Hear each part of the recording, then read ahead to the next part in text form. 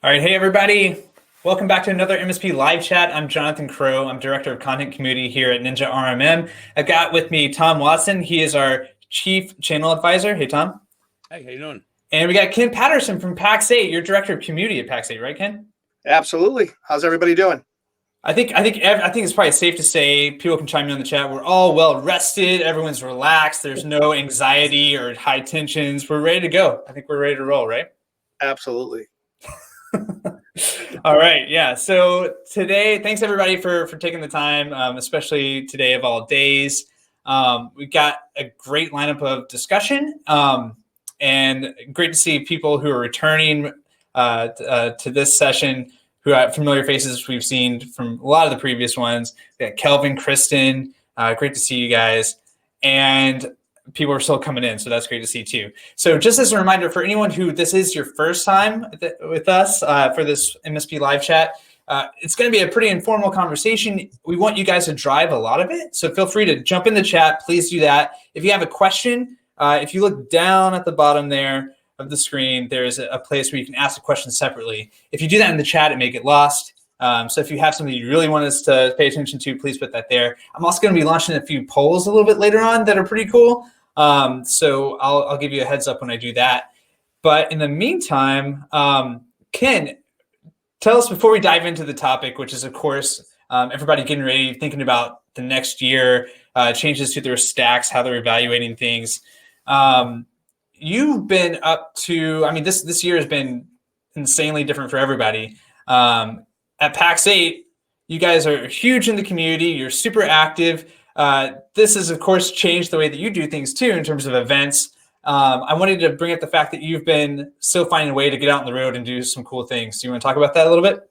Yeah, absolutely. So, things have changed just a little bit, I'd say. Last year I was on the road, I'd say 90% of the year last year, traveling around and talking to a whole lot of folks. And this year that completely changed in March.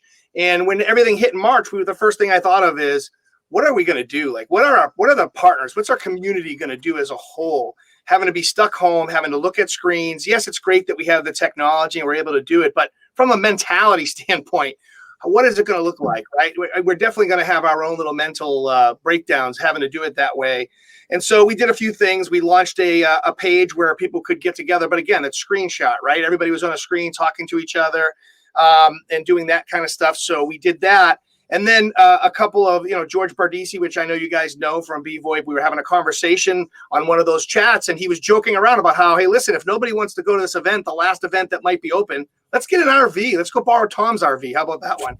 We'll go borrow an RV, drive down to the event, and pick people up along the way and still make it. Of course, that event finally canceled. It was the last one that canceled. It was DataCon, and we kept talking. We're like, geez, I wonder if we could do something. Everybody kept saying to us, hey, we'd love to see you. You should stop by and see us. So we created this tour, the Channel Strong Tour.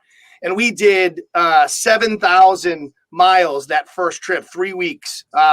Obviously, being our first trip, we weren't very good at it. So doing 7,000 miles in 3 weeks was difficult, but it was a lot of fun. But a couple of things we wanted to make sure we were doing was staying safe, doing it responsibly. We wanted to prove that we could still be in person, but we can wear masks, we can be socially distanced, and still have the best part of what the events were, right?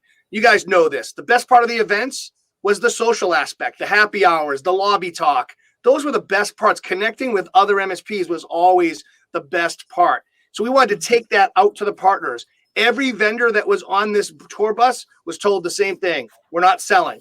There was no selling on this trip. I legit made it so that we were just going there to have a good time. If people wanted to come up and ask a question, sure, you're going to answer it, but there's no sales push. And that's what I think made it special and different. We also had a food drive. So the admission to come to the event was 2 canned goods. We got so much food for the local food banks. I'll tell you right now, you might get me to shed a little tear here because it was pretty amazing seeing pallets of food and money being brought to the food banks. Our community just pulled together in such a great fashion.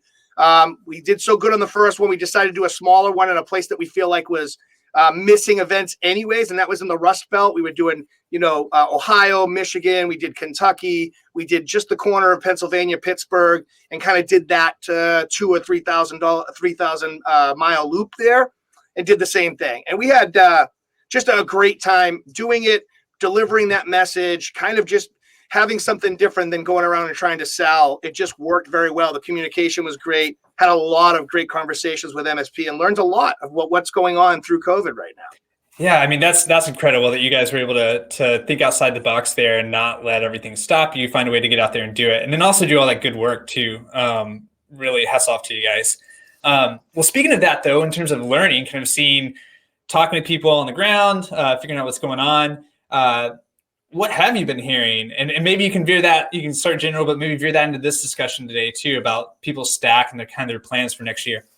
Yeah, absolutely. I mean, the one common theme was, listen, nobody's off. They're not all off the charts, right? Blowing it up, and they're not all getting completely wiped out, right? There's a middle ground. The common theme was they're all doing pretty positive. There's different ways to that, right? A lot of them are losing project work, but they're also making it up with this new work from home, how to secure that work from home, and that type of business. So they were getting a bit creative. A lot of the partners that are still in good shape, the one common theme between all of them was they were already driving to the cloud, right? So they already were doing that and moving in that direction. And this sped this up on the other side, but it also made it so that they weren't so shocked when they had to move their whole entire workforce home and do things from home. They could already do it because they were working in that direction. The other common theme was education and marketing, or marketing through education was a big helper to most of these businesses. When March hit, a lot of people would say, what am I going to cut? How am I going to cut back? And the common theme between the guys and girls that were proactive were that they doubled down on marketing and they took sales away from it and made it educational. So it's all education. How do you use Teams? How do you work from home? How do you do Zoom even? All these things. And when they started doing that back in March, what happened was a lot of these businesses that realized their IT departments or their IT people may have been failing were like, what's happening? What am I doing? And they're seeing this. And now more C-level people were paying attention to these types of educational marketing pieces and were reaching out and actually attending their events. And now that things were opening up a little bit, they were getting RFPs like crazy on the stuff that they were pushing out there. Needed to learn more about Teams, need to know more about this work from home. Our team failed us. We don't know what to do. We need help, right? And that kind of moved that along and got like a new burst of business for them just from doing the education back in March. So those are the big common things. The main thing is that the MSPs that were already focused on the cloud are surviving more than the ones that aren't. Not to say that the ones that aren't didn't push through and got to that next level or started to because they realized they had to. But that was the common theme between what I saw. The people that were really succeeding through this, still feeling some pain. Don't get me wrong. There's a lot of pain. Projects getting pushed off don't help anybody, but they found ways are getting through it. And they really all say the same thing. The light at the end of the tunnel is real. And it's not a train this time. They feel pretty good about coming out the other side of this. Nice.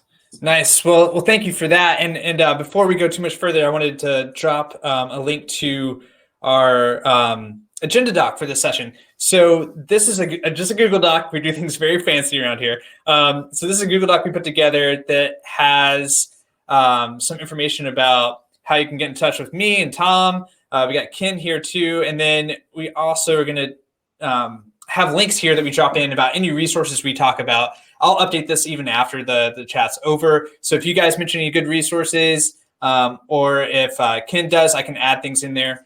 I've populated it with a couple things already. The first one is, you may have seen this in our email invites. Everyone who's attended, feel free to grab a copy of our 2020 Guide to MSP Software. We can talk about this a little bit more further on. But this is a guide we put together where we look at, I think it's over 90 different MSP software products, which it goes into our discussion today, right? I mean, just trying to figure out what goes into your stack and seeing all the options out there, there's a ton of options. So 90 some products split into some different categories: RMMs, PSAs, remote access, ticketing, documentation, all sorts of stuff. And it looks at G2 data and Capterra data. And for those who don't know, those are user review sites. And so it kind of collects all that data into one place. So you can check that out. And then we also have a cost calculator. And this is something that for return people, you may have seen Tom talk about this a couple of sessions ago, he shared it. And this is a calculator that he actually used when he was an MSP owner to help him figure out his margins, what his pricing needed to be profitable. So I think we have some other opportunities to dive back into that too as we get into the discussion. But let me bring up something here. So we did in prep for this. We wanted to get a big feel for, okay, what's everybody got in their stack right now? What is some of the things they're thinking about? And we launched a survey, right? You guys probably got the emails. A lot of you took the survey. And we have a $50 gift card that we're going to be giving out to someone. I'm going to announce it in just a little bit. But I wanted to share some of the stuff that we saw. So this first chart that I'm showing you, this is actually 3 different questions, and it's visualizing 3 different sets of answers here. But we basically asked you guys, how do you feel about your stack right now? And this first column that we see is basically satisfaction. And you'll see that the scale here was from 1 to 5. It's like, oh my God, my stack is the worst. It's awful, all the way up to my stack is the best thing ever since sliced bread. And the news here is that people are on the whole feeling pretty good about their stack, which is good to hear. But this is kind of interesting. And Tom and Ken, I want your thoughts on this. And everyone in the chat too. Maybe if this is ringing true to you guys, chime in. But we also asked about, okay, that's how you feel about your stack in terms of satisfaction. What about utilization? How fully do you feel like you're actually using the tools that you have? And here we have about 50% of folks who don't feel that great about that. Maybe they're not using the tools they have to the full extent. And that kind of gets mirrored over here when we ask about ROI. Again, roughly 50% are not feeling as good as maybe they'd like to in terms of that. So, I mean, this came up in discussion with Ken, you and me and Tom leading up to this.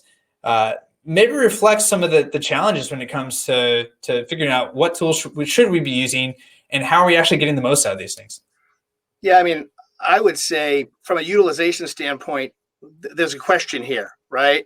Is the utilization, the reason why they're saying utilization is not so great, is it because there's just too much to use there, right? We talked about that a little bit. Some of these RMM tools have so many tools and crazy stuff in there. A lot of it MSPs don't even use. So is it because of that, or is it because we as MSPs don't have enough education around what we can use in there, or educated enough on the tools that are part of that, the RMM, their PSA, and that could be the question. So it kind of goes 2 ways there. Utilization from a standpoint of, holy crap, I would never be able to use all of this stuff. So yeah, no, I'm not using it all. Or is it because I just don't know about all of the things that I do need, and how am I going to apply that? I mean, Tom, I don't know how you feel about that.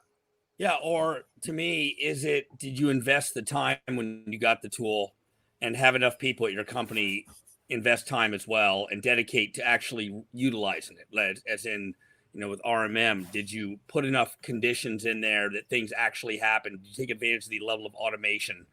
Or, are you with a vendor that doesn't provide adequate onboarding or support or makes you pay for that in some way? There's a lot of factors that lead into this. Yeah, I agree. And I also think that part of that responsibility lies on us, the MSP, right? We have to push for that stuff. Now, if they don't have it or they're not giving it, that's a different question. But you should definitely be saying, look, this is what I need for my business. These are the check boxes I need to have and know about to run my business. And then if you're not getting them from them, then yeah, you have a valid complaint. But I do believe that some of that onus falls on us as MSPs, as I was an ex-MSP for 20 plus years as well. And I'll admit, I didn't always follow that. And I learned over the years how to follow that. And I do agree to Brian's point in the chat that yes, tools are shiny object syndrome. There's no question about that. Yeah, we can look over. This is some other interesting findings from the survey. We asked, okay, what's the biggest challenge when it comes to making changes to your stack? We asked people to answer pick one thing, and having the time to just research and evaluate everything. Probably not a surprise. That was the biggest challenge. You guys have jobs you got to do, right? You got other things going on. Maybe you're also today refreshing election results, but yeah, you got other things that you have to do. So the challenge is like trying to build the car as it's going down the highway, right? And then, of course, all of the above, all of these things can be a challenge. Some of the other things, implementation time and training, kind of going back to your point, Tom, about some tools requiring a lot of heavy lifting, at least early on, and maybe some folks not being fully prepared for that. Let's go to one other thing. So this one, just to kind of give people a high level overview, what's the percentage of folks who are actually thinking about making a change? How often do people want to change their stack? Probably not a surprise to anyone who's active on Reddit or some of these groups like MSPs are us or IT Pool Party. People are changing all the time, or at least thinking about it. And so we asked people, making any changes in the next 12 months? And we had, yes, we're considering new additions. Yes, we're considering moving or consolidating. A big chunk saying yes, one of those two things. And a much smaller chunk of people saying, we're not sure, or no, we're not going to do anything right now. Last thing, in terms of the stats here, these fancy charts. So we asked people, okay, well, what is in your current stack right now? And would love to hear from the chat how reflective this is from you. Some surprising things. I think Ken, Tom, and I were pointing out the PSA adoption is pretty surprising. But to give you some more context, this was a survey that we got around 180 responses, I think. So pretty sizable survey. And this is kind of listing your tools down in terms of who's got what. And I mean, some of these are not a surprise at all. But Tom, looking at this list, was there anything that kind of like jumps out with you or anything you want to talk about in terms of your time as an MSP? Yeah. Well, I mean, we see a big emphasis, I think, kind of reflects the time here. This emphasis on remote access, remote monitoring, management. And then, I think as we evolve as MSPs, we start looking to things more on the back end, such as PSA and ticketing, that help us wrap something around all of this, where the tools feed into the information, we can build time against agreements. So I kind of look at it as that. It's kind of very appropriate for the time and, our audience on here. And maybe we can also get someone to chime in who's in the chat here as well. Yeah, and I saw in the chat too that you're bringing up the MSA, and I can certainly pull up a link for those who haven't gotten that yet. We have a free MSA template that we're happy to share with anybody. Let's look at the wish list. So we also asked people, okay, that's what your current stack is. What are you thinking about adding in terms of next year? So for the folks who didn't have the PSA, that's obviously going to be on their list. That was the top thing. But now the next one, mobile device management. Ken, any thoughts about this? So we got mobile device management. Another one, infrastructure as a service or cloud infrastructure. Is this kind of jiving with some of the things that you're seeing on your guys' end? It is a little bit. I mean, obviously, everybody wants to get into infrastructure, right? Especially now that the shift is on for a number of different things that go on that way. I'm surprised that a lot of people have quoting and invoicing as almost the number one, right? That was the largest wish list item. I think quoting and invoicing is actually no PSA. Oh, PSA, right? Yeah. All right, yeah. The PSA one we talked about a number of times too. How PSA could be, that far up there. I think a PSA should be the number one thing on their wish list. It's something you should be putting in place, because if you can't track those tickets, your efficiencies and all the things, there's so many things you can do with your PSA tool, regardless of which one it is. You need to have your efficiencies in place. And it rolls back to the conversation we had the other day about deciding what you want to do when you grow up, right? What are we going to do? What is our business going to look like? And a lot of times, and I've been in this boat too, we're IT people, we know technology, so we feel like we can just jump into the business, but we miss the whole point of what is that business going to do? What are we going to target? How are we going to work? What's our identity? Who are we? And then we put the stack around that. And that leads to not having a PSA, which I truly believe is something you should start right out with. No matter the size, there are some smaller ones that can do the trick. So I get that part too. And you're starting out small and you can gradually work your way up or stay with it if it works for you. But deciding what you're going to do and then picking the tools that work for you. I think sometimes we get too caught up with people saying, I'm the expert and you need to do this, this, and this. And that's it. And that doesn't work in this world. In the MSP world, there's no silver bullet. You know what your business is, decide what you want to do, and then pick the tools that fit that. And that's really where I come from with all this. I don't try to be the expert. I'm not an expert, but I try to throw out some ideas. And then you as the owner, the business owner, the creator should know where you want to go and then pick those tools that complement that. Yeah, absolutely. Tom, can you speak to that a little bit? Maybe going back to your time, I know that you've talked about on previous sessions, you had some specific verticals that you ended up kind of focusing on more than others. Law firms was one of them. Did that impact how you're building out your stack at all? Or what was your journey like when you were starting out and then getting up to the point where you're kind of running full steam in terms of building out your stack? Yeah, I mean, in terms of building out my stack, I was kind of because we got to go back. My MSP started in 1999, so PSAs weren't kind of really hitting the market and becoming a big thing until, I found out about them in 2008. I mean, and that was, if you look, we've got Kaseya before that, but that's when ConnectWise starts to make their big splash. That's what I had. And that's when I really found out about it. Before that, I was using a myriad of tools. And then I was looking to consolidate because I had information in all these different disparate tool sets. And I was looking to bring that together. The big thing for me was I was making a big move to agreement-based managed services. And I wanted something, the most important thing to me was I wanted everything to bill time underneath an agreement so that I could look back and have the metrics and analytics on that. And so that kind of drove, starting in 2008, 2009, when I shifted everything to managed services, that kind of drove the whole adoption of what tools I was going to choose. Did they propel me more towards being able to scale in terms of adding on clients, having a defined set of stack of products for everyone and services? And did it allow me to build time effectively and build those products and still make money under a managed service agreement? Yeah, and well, one area that I think we can really kind of tee off on and get a lot of discussion going around is security, because we hear about security all the time. It should rightly be at the top of everyone's mind.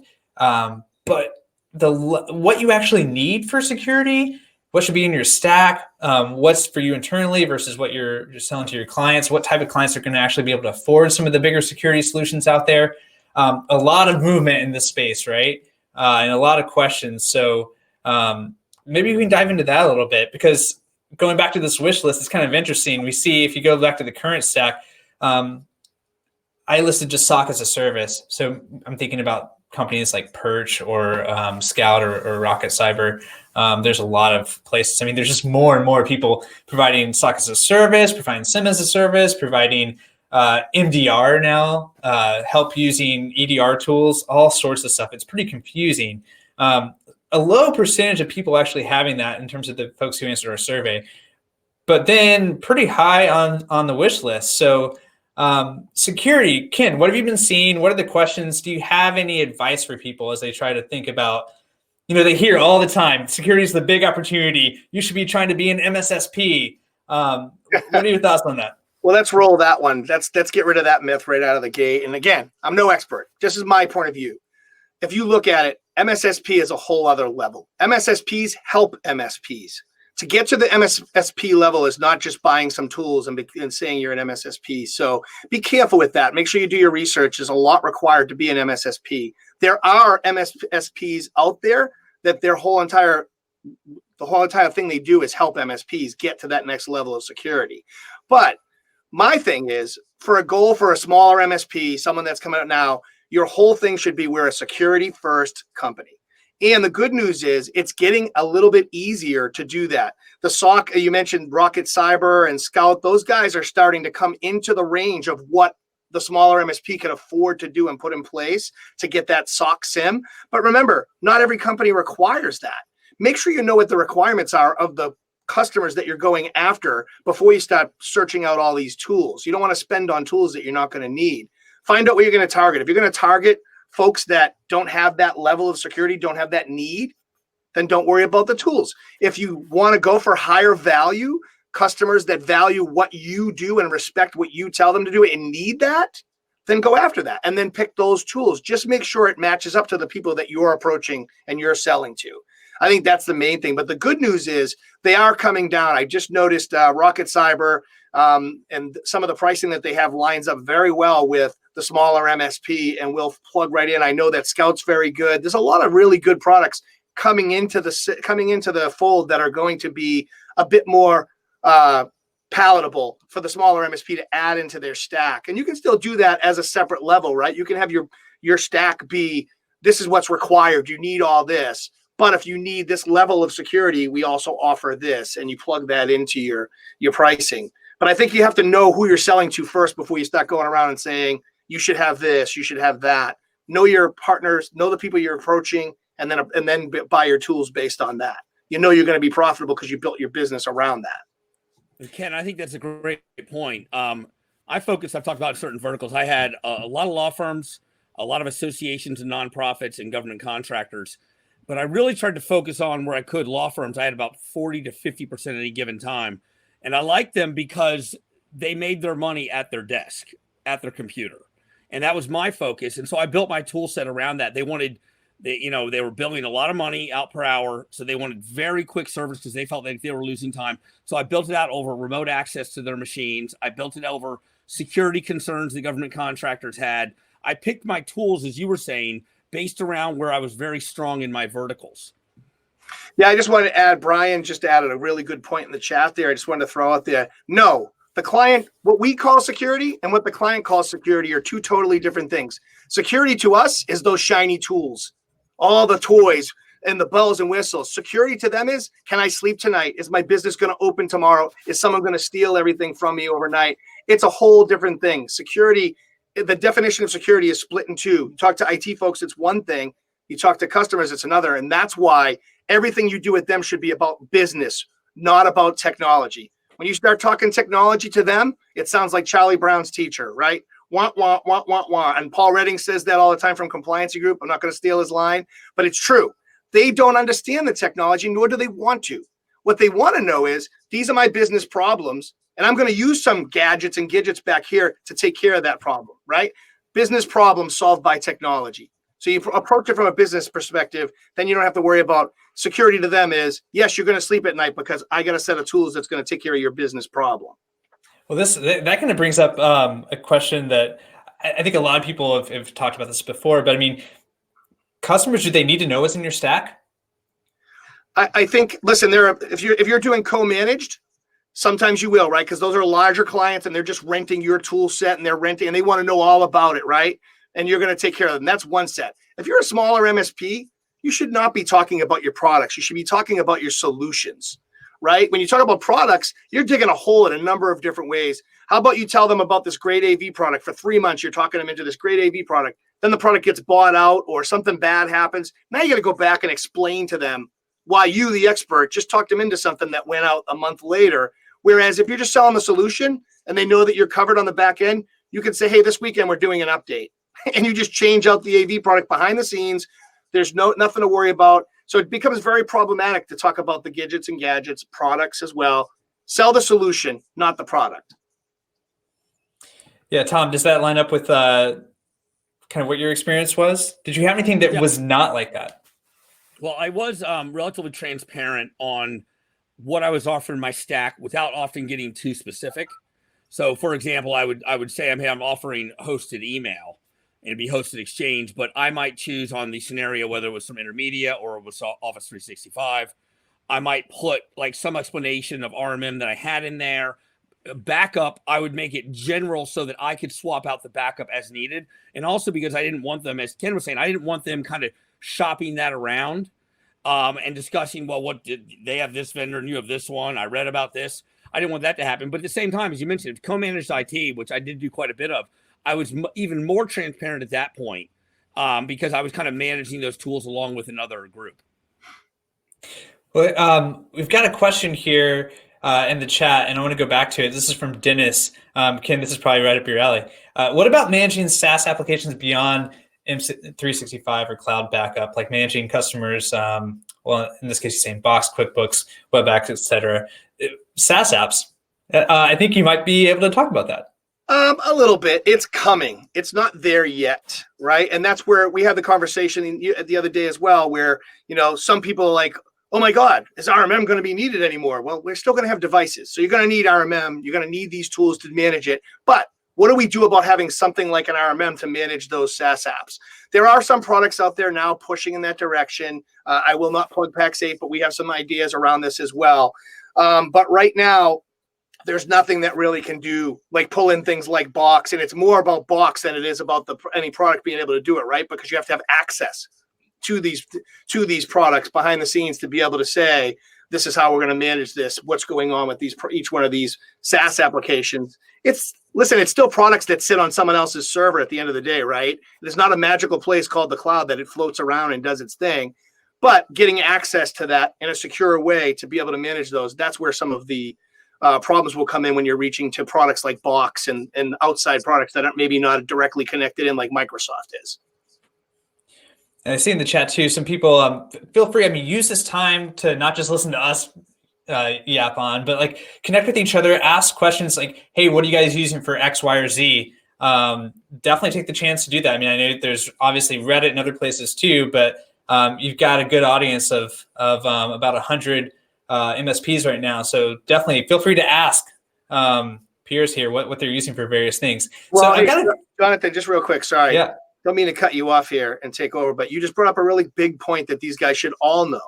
You guys should always be falling on each other for help. Everybody, the community, don't be afraid to talk to other MSPs in an open way, even if they're in your backyard. That's where you're going to learn the most about your business and maybe ways you can help each other out. It's how I grew my business, businesses over the years. So just keep that in mind when you're doing that. And also, just because I'm a PAX 8 guy doesn't mean I won't help you. Reach out. I don't have a problem helping people. My whole role is in community doesn't just mean PAX 8's community. It's the whole community.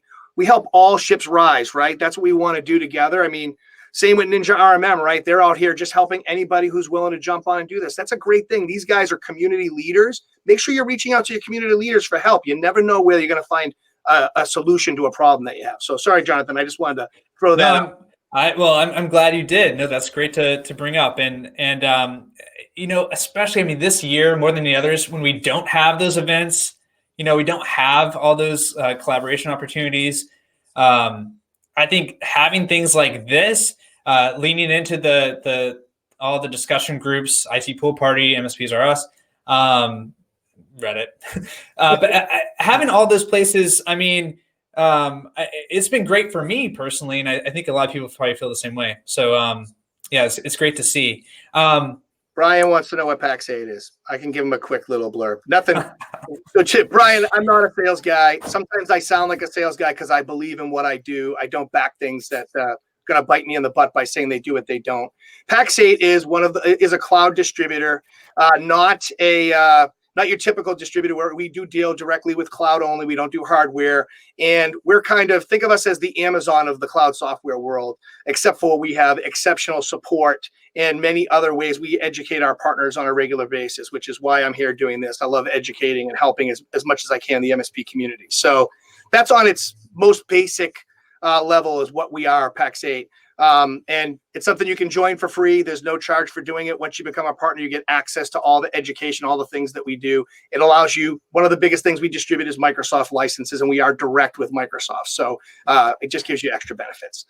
Thanks, guys. Just wanted to answer the question. Absolutely. Thank you, Brian. You're a great plant for Ken. That's great. Okay, so I got a couple of polls here. And okay, keep in mind, these are basically just conversation starters, okay? This is not like necessarily a real world thing here. But I'm going to go ahead and make some of these things, all of these visible. So if you go down to the bottom of the screen, there's some polls. And basically, I just want you guys to think in these strangely hypothetical scenarios. We got a few different polls here. There's 4 choices for all of them. You only get to keep 3. Which one thing gets cut? And some of these things are kind of silly. Like the first one, remote access, RMM, backup, PSA. Of course, you're gonna want to have all those things. But in some of these cases, like if we go down to the second one, mobile device management, cloud infrastructure, SOC as a service, security awareness training. Those are the top 4 things that were on the wish list that I pulled up earlier. So just kind of curious, like, can we start thinking about prioritization?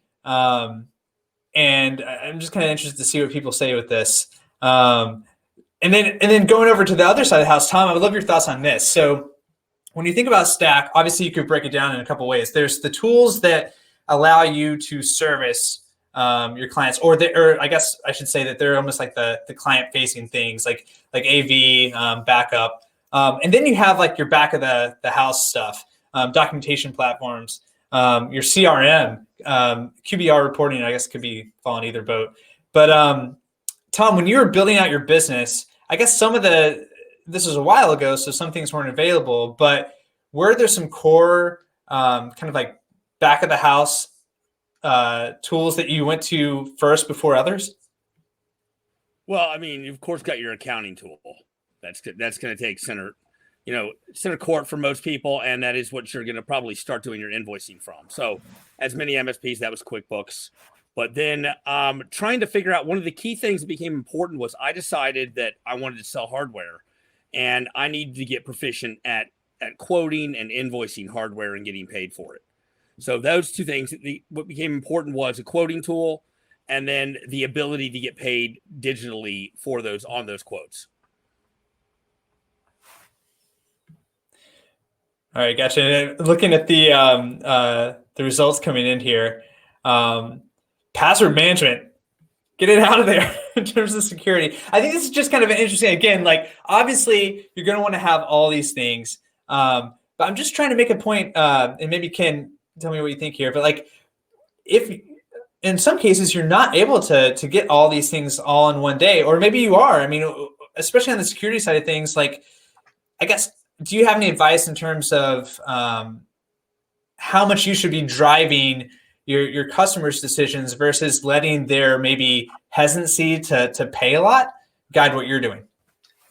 Yeah, it's a tough one. You put some, you like to be pushy. You like to push the envelope on these, Jonathan. I mean, really, I mean, honestly, listen, like I said, there's no right direct way to say, hey, you got to do it this way. But password management right now is one of the two most important tools you can have.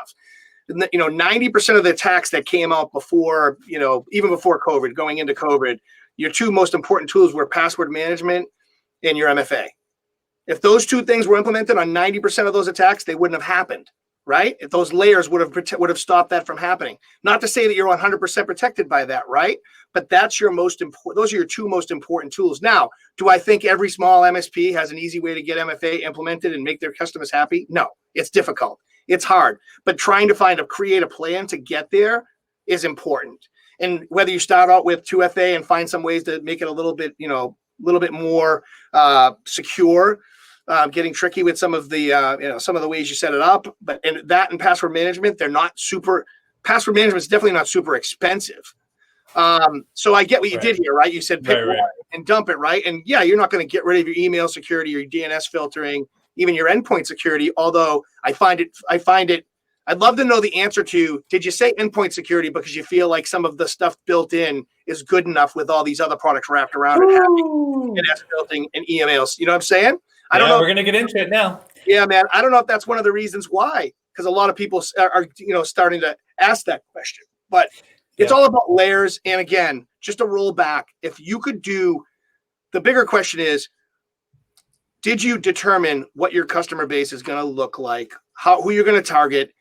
The biggest thing I say is, look, there's room for everybody. I know people like to break it up and say, oh, you're break fix, you're this, you're that. There's room for everybody. Decide what you want to do and do it. But don't say you're going to do one thing and then try to dive into something else, because that's where you're going to get caught. That's where you're going to be chasing these tools, right? Figure out what you want to do and then determine what that cost is going to be, what you need to sell it at, and be firm with it. Go at it. Go find the customers. The ones that, when I did it, like Tom has a great plan, which is why he was successful and he got to where he is now. Similar plan with me, but I also had the expectation set up front. This is what we're going to do. And hey, not everybody is a fit. And it was hard to do at first, because Tom can attest. And early on, you want to take everything that comes your way, right? Oh, you have a computer? I'm your guy, right? But you can't do that as you're growing and you're trying to expand. That's where this tool sprawl is going to go all over the place. If you know what you're doing, you know what you're selling, and you stick to it, you become more of the doctor, and they don't question what you're doing anymore. You're not just the computer guy that's coming in trying to sell them stuff and they pick it apart. You're able to say, look, this is what we need to fix it. And that's what we're going to do. If not, we're not a fit, and that's okay. I think that has to happen early on, or find a way to switch to it. Yeah. Yeah. Go ahead, Tom. Ken hit on something really important, and that's right. When you start out early years, you want to take on every client you can, and you just want to fill your days, fill your time, and bill as much as you can. And then the evolution of an MSP is you create this stack And a lot of times you're getting these prices on the things in your stack based on the numbers. So you need to apply that to everyone. And then you have to go to another level where understanding that stack doesn't work for everyone. It's not going to work for every client, and that's fine. You seek out clients that it does work for. And so my thing was, I had to, I first ended up with these multiple different plans, not gold, silver, bronze, and then I would make variations of that. But of course, that was confusing on the back end because it wasn't just me at that time. It was now technicians. And so they didn't know what the stack was applied to each client. So then I had to go another direction of, okay, I'm mainly going to do one plan that's unlimited and one plan that has set hours. And the stack is only going to vary in terms of unlimited hours or limited hours for a certain number per month. But everything else in that stack's the same. The DNS filtering, the antivirus, the email, the support, the backup, the RMM, all of those things. And then I had to decide, okay, if the stack does not fit a client, what is the option? Well, the option is, for me, was they're not a good fit because this stack doesn't apply to them, or they can't see the light that this stack does work for them, and they do need almost everything on this list, but no one uses everything on this list. It's not that way. And my option was, and the way I grew it was, if you didn't understand the stack and you couldn't come around to my way of thinking, I had one other option for you. You can buy prepaid hours and we'll just take care of you on that basis. And maybe we'll invoice you for something else like some backup and some antivirus, but we're not going to have that full relationship, which actually can be nice because I'm also not tying my company to a set of expectations with you because I didn't sign you to a contract. So I looked at it I became very black and white. Either you understand stack and you bought into my way of doing business, or you don't, and you can get some hours for me. Yeah, I mean, it goes back to Ron has an interesting question, and he brings up Mac. And of course, this is something that a lot of people run into, right?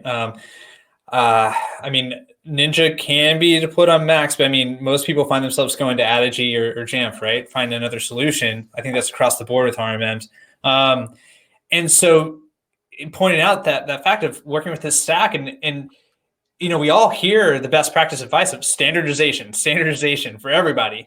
But then when you hit the real world, kind of goes back to what you guys are saying. And I know in our conversation last week too, our prep call for this, Ken, you were talking about, okay, it's one thing to think about your perfect stack where you want to go. It's important to have that kind of in mind. And maybe that does involve you ramping up your prices and finding clients who are willing to pay, I don't know, $200, $250, whatever, like your ideal scenario. But getting between where you are now and there, I think I often, when I'm having conversations with people and hearing people talk about this, it does seem like a challenge, right? I mean, that doesn't just happen overnight. Yeah, it's not simple, but there are books written about it that are pretty good. Pumpkin Plan is one of them. It's about, getting to the point where you have everything set where you want it to go. You're not dumping everybody, right? Because like I mentioned, and again, Tom can attest, we take everything in over a period of time, but then you get to a point where you realize some of those clients are costing you more money than what you're actually, you're charging them. And you get to the point where you're not realizing that's killing your business in the bottom end. So when you start to build up this other side, you then go to a plan, a stack, build out that pricing. And when you get to a good position, you go to that bottom half of your customer base, the ones that are definitely have been on a plan for however many years at that lower rate, and you hit them with it.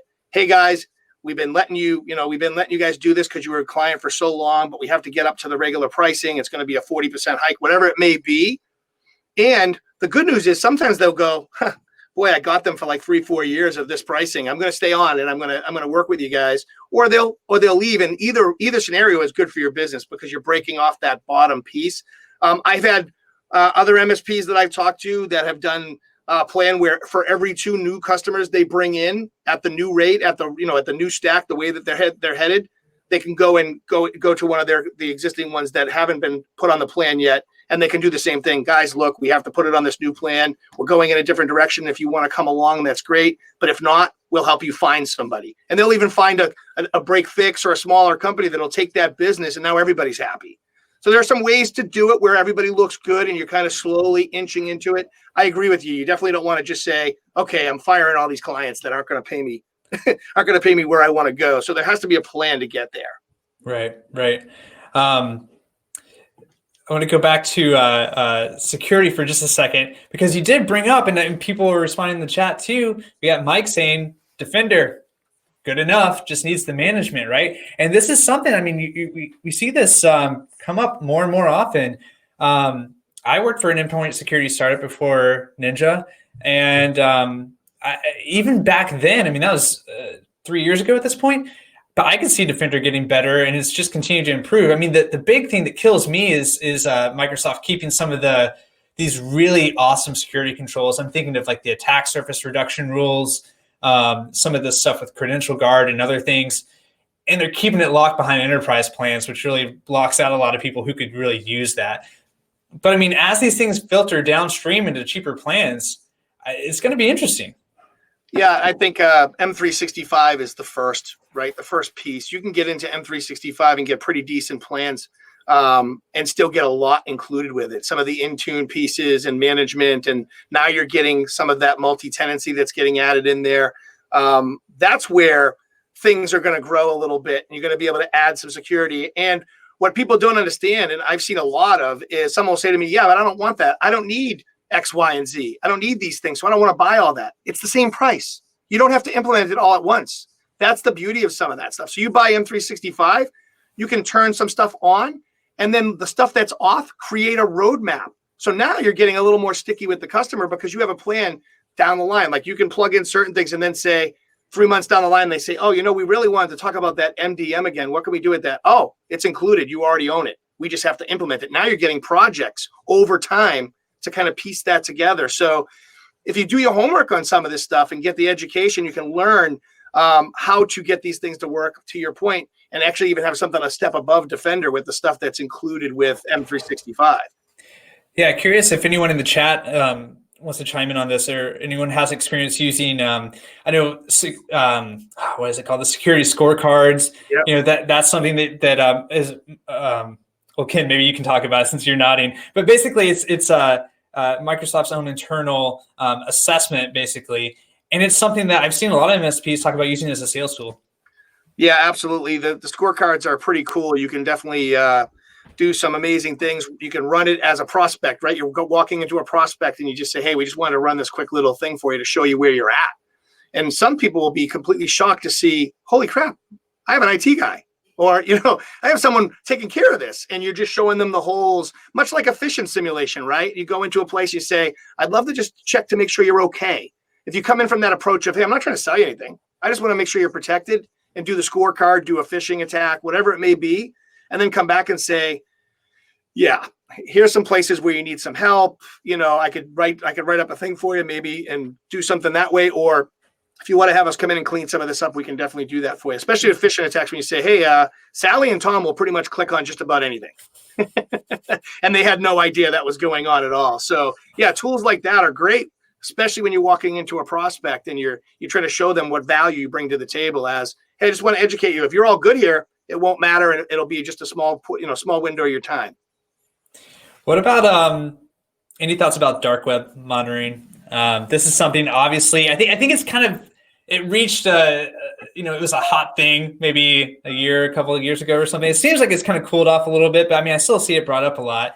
I've kind of got some opinions about it, but yeah, it's still there. I mean, let's face it, there's a bunch of technical people on here, right? So every single one of them are going to be like, I can kind of do the same thing just by going to have I been pwned, right? Yeah. Right. And you're going to see that. You're not going to get the reporting. I do believe there's a place for all these guys doing dark web monitoring because, for instance, I wouldn't lay a piece of paper from I been pwned on someone's desk and say, check this out, right? It's scary, but it doesn't have all that clean look to it. Plus, you can't scale it back.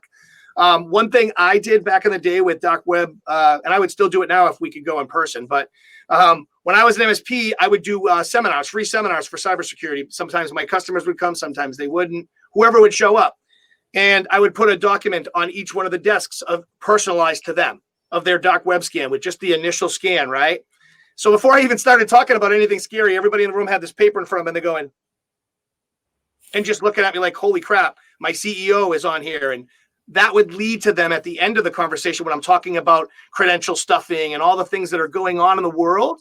Now they're like, crap, I need to talk to this guy. So yes, I think they definitely work. You just have to find the right way to get them in front of them so that they can see oh, wow, I need some help. I just need to talk to this guy. Now you have your opportunity for a call to action when you can show them, yes, this is what's going on. By the way, this is how I can help you.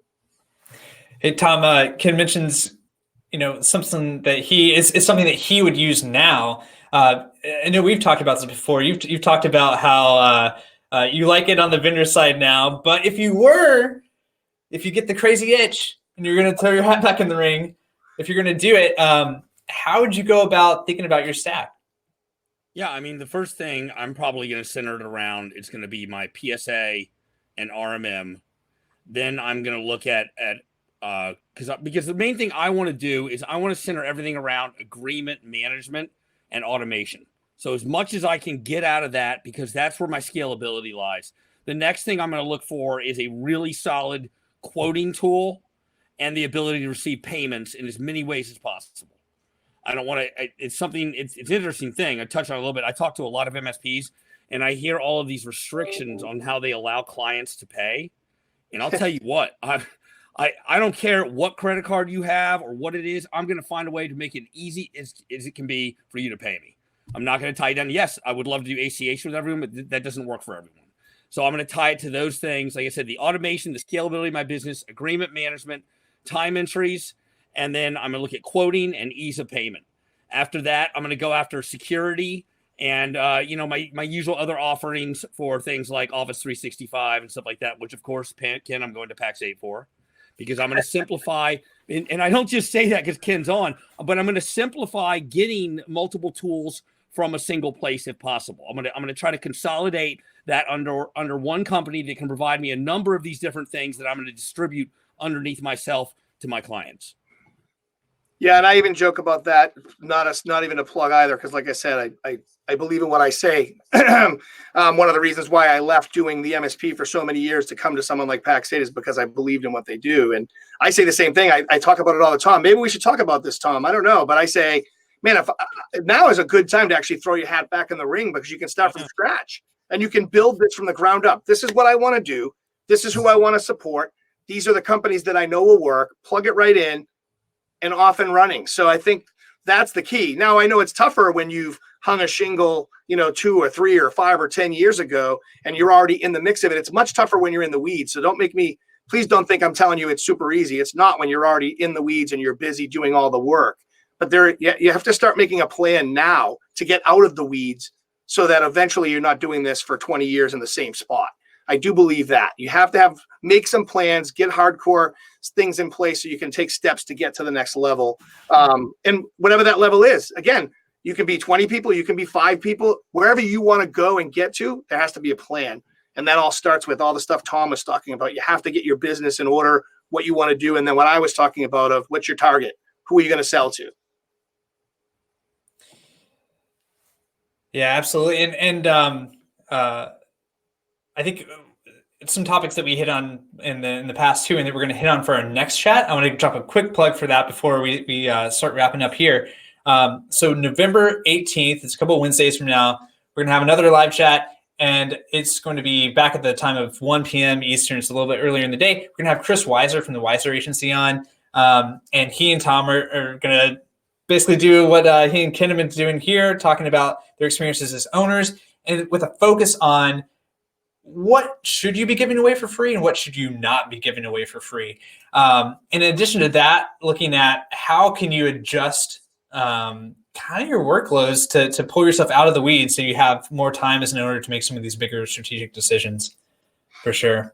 But yeah, Jonathan, it's almost like you planned it. That's how it kind of goes on, and that's perfect. Yeah, it's a beautiful thing. So we got about 5 minutes left. I want to make sure that everybody gets to ask questions. Again, anything, we got Dennis asking about Apple, asking peers here. Take these couple minutes to ask people if there's something that you're really thinking about, you're trying to choose between, feel free to use the chat. Feel free to ask us the questions here too. Tom, before we jump off here, we got Alan saying we're having major issues with Automate. I can't really speak to that. But if anyone wants to chime in on that, that's good. Tom, anything else that you want to hit on here to kind of leave people with? My big thing is on the stack. I want to, like I said, I would be trying to obtain as many things from fewer vendors as possible. If you're spending more money with a particular vendor, you'll get a better deal. So if a vendor has, tools, I mean, I'm not here to pitch what we're doing, obviously, but we have backup. So I'd be looking at backup along with my RMM. I'm going to be looking at integrations between the tools, making sure I'm not picking disparate tools that don't talk to each other. And I'm also gonna look at distribution for picking up as many things as possible, especially if it's stuff that I use a lot of, and I need to apportion licenses often. I want to simplify those processes. I want to reduce the amount of time I spend managing those relationships and adding clients so that it's simplified. And what this often means, and I consult on this with some people, is that yes, it's nice to go pick best in breed for everything. But if those tools don't talk, or it's hard to acquire new licenses or roll it out, you might be better off with a lesser tool that integrates with everything or comes from a current vendor already. And so I'm putting everything around the scalability of my business and ability to add clients over everything else. And Ken, I thought you might have, as a former owner yourself, you might have some insight in that as well. Yeah, I was just going to mic drop and walk out, Tom. That was beautiful. Seriously, that's so well said. It ties right back to what we were talking about. Just because it's best of breed doesn't mean it's best for you, right? That's what you have to look at it. Best of breed or best for me. What you're doing, it has to match up to what you're doing. So yeah, sure, one product can be way up here and everybody talks about how great it is, but it costs twice what you can afford and it does more than what you need.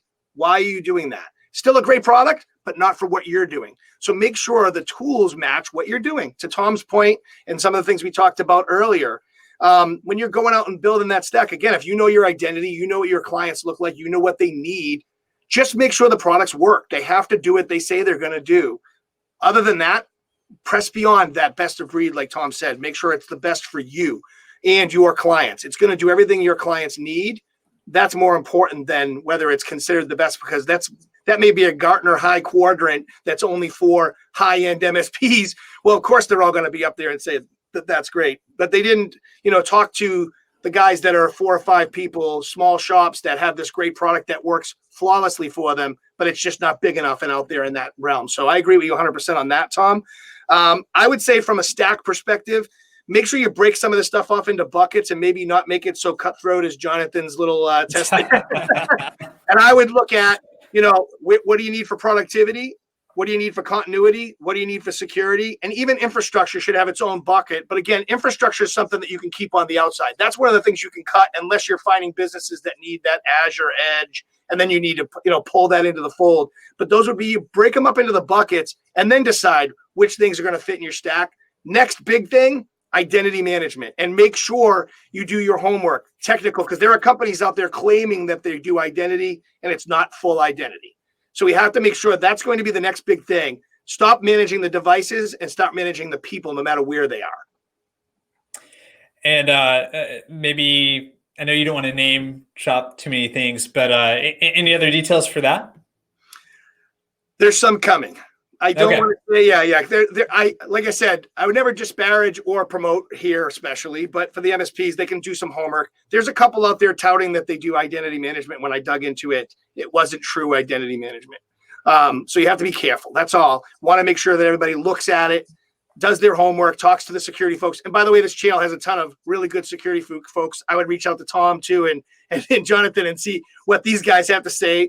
They've been in the business a bit as well, but do your homework on it. But that will be the next big thing, managing the person, right? It's identity management. It's the next big thing. Yeah, that's really interesting. And maybe a good point for us to end on is one more thing, and that's decision paralysis, right? Like so we covered this topic. We knew it was going to be a popular one. I'm glad everyone showed up and we had a good active chat about it. We see these posts on Reddit like all the time, right? People want to know, they want to get other people's opinions on it. Because even after you've done your research, it just seems like sometimes you just want to get another second opinion before you pull the trigger. But with all the options out there and the lack of time and everything, it seems like at some point, like any advice for being able to actually just pull the trigger on something? When is enough? I would say first things first, install it in-house first. We talked about this before, right? Eat your own dog food, drink your own champagne, whatever you want to call it, but it's true. Put it in-house first. There's a number of reasons for that. One, you're going to see it fail first before you put it out to your customers. That's important. If they don't see it, it's much better. Two, your technicians are going to know the product better. They're not going to go on site or go work someplace, connect up and say, oh, I've never seen this before. We don't use this. If I was a customer, I'd be like, what? You're recommending it to me, but you guys don't use that?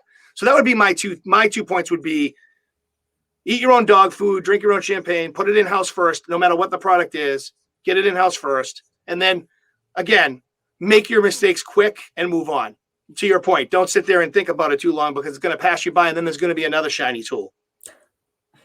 Yeah, absolutely. And hopefully, I mean, the community that we're building here, I mean, you guys in the chat, feel free to connect with each other, exchange contact info. Back to Ken's point about leverage the community. Tom's got great stories about becoming friends with his biggest competitor. Or maybe friend is a little bit too generous of a term, but yeah, I mean, leverage people and maybe find some trusted, a couple of trusted, like close-knit people that you can ask for their opinion on something and then go with it. But Tom, any other advice there as a closing note of how to actually pull the trigger on stuff? Well, I think my big point when I made a change was I decided that I didn't know if I was going to sell the business or not. But I decided, I've talked about before, the same things that make it so you can sell a business later on are the same things that will increase profitability now. And every decision you make, even though, we talked about this, you see this shiny ball and this tool looks great. Think about in terms of, does this let my business scale? Does this make my business more valuable? Does this make it so I can add more contracts and it's easier to manage? And make your decisions based on that. Does this make my business more profitable and worth more over the long run? And that will usually steer you towards the right tools, the right relationships. Like I said, finding distributors is very important. Trying to get more tools from one place, if possible, reducing the number of transactions you're doing per month, and ultimately making it so you can really scale that business up. All right, guys. Yeah. Well, Ken, thank you so much for taking time today. And thanks everybody for joining the chat, taking a break from the doom scrolling and the constant refreshing and all of that. Really appreciate it. Hopefully this gave you a good distraction. Hopefully you learned some things too. Feel free. We'll have the recording available. We'll be sending out an email in a couple of days, but you can actually just keep this browser open. As soon as we stop it, it'll take about a minute or two tops, but then the recording will be available. I'm also going to be updating that doc with some more things that we talked about. So you'll have that as well. But thanks again for everybody for joining. We're going to be back at it in 2 weeks with Chris Weiser talking about what to give away for free, what not to give away for free. And guys, thanks again. Really appreciate it. Thank you. Thanks, guys. Thanks. All right. Take care, everybody. Stay safe.